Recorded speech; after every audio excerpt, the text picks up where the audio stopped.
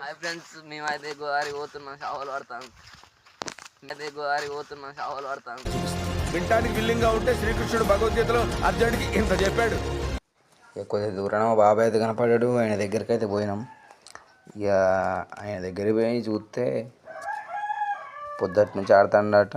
ఒకటి చిన్నది రొయ్య అయితే పడ్డది. కూర్చొని ఇసుకుడు వస్తుంది. ఇక ఇంటికి పోతాను అన్నాడు. ఆ పెద్ద రొయ్య ఉన్నది. ఇక చిన్న నడుచుకుంటూ పోతా అంటే మామూలు కనపడ్డాడు.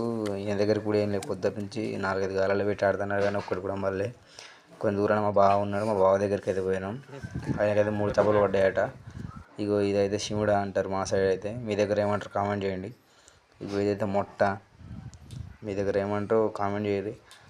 ఇది పాపిరం, మా దగ్గర అయితే దీన్ని పాపిరం అని అంటారు. చేపలను మీ దగ్గర ఏమని పిలుస్తారో కామెంట్ చేయండి.